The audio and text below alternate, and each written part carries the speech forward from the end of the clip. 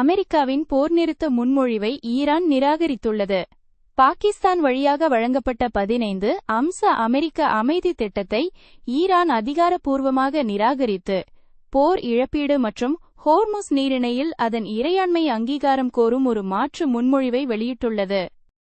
Iran officially dismissed a 15-point U.S. peace plan delivered via Pakistan, issuing a counter-proposal that demands war reparations and recognition of its sovereignty over the Strait of Hormuz. Iran Israel போர் இந்தியாவின் மீது ஏற்படுத்தும் தாக்கம் குறித்து ஆராய இந்திய பிரதமர் மோடி உயர்மட்ட கூட்டம் நடத்தினார். பதற்றம் நிறைந்த ஹோர்முஸ் நீரிணை வழியாக இந்திய சரக்கு கப்பல்களை பாதுகாப்பாக வழிநடத்த ஊர்ஜா சுரக்ஷா நடவடிக்கையின் கீழ் கடற்படை 5 போர்க்கப்பல்களை நிறுத்தியுள்ளது.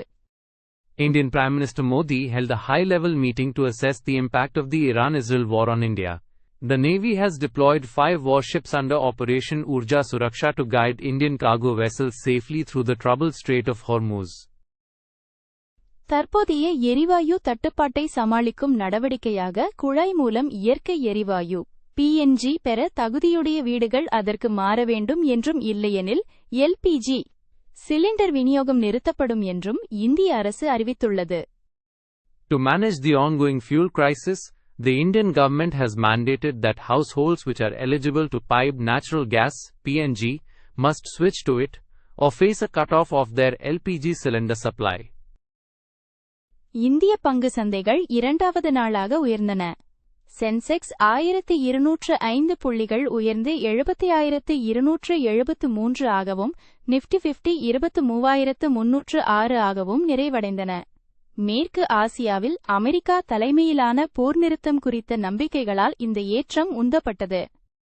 The Indian equity markets surged for a second session, with the Sensex closing 1,205 points higher at 75,273 and the Nifty 50 ending at 23,306.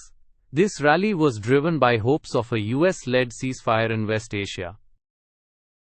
Tamil Nadu தேர்தல்களுக்கான அதிகாரப்பூர்வ வேட்புமனு தாக்கல் காலம் மார்ச் 30 முதல் ஏப்ரல் 6 வரை நடைபெறும் என தேர்தல் ஆணையம் உறுதிப்படுத்தியுள்ளது. பொது விடுமுறைகள் காரணமாக வேட்பாளர்கள் தங்கள் வேட்புமனுக்களை தாக்கல் செய்ய 4 நாட்களே உள்ளன. The Election Commission confirmed that the official nomination period for TN elections runs from March 30th to April 6th. Public holidays mean candidates effectively have only 4 days to file their nominations. OpenAI தனது வைரலான செயற்கை நுண்ணறிவு video செயலியான சோராவை அறிமுகப்படுத்திய சில மாதங்களிலேயே மூடுவதாக அறிவித்துள்ளது. இதனால் டிஸ்னியுடனான $1 billion ஒப்பந்தம் ரத்து செய்யப்பட்டுள்ளது. OpenAI announced it is shuttering its viral AI video application Sora just months after launch, leading to the cancellation of a $1 billion deal with Disney. இந்திய தகவல் தொழில்நுட்ப நிறுவனமான இன்ஃபோசிஸ் அமெரிக்காவைச் சேர்ந்த 2 தொழில்நுட்ப நிறுவனங்களான ஆப்டிமம் ஹெல்த்கேர் ஐடி மற்றும் ஸ்ட்ராட்டஸ் ஆகியவற்றை முழு ரொக்க பரிவர்த்தனையில் கையகப்படுத்துவதாக அறிவித்துள்ளது.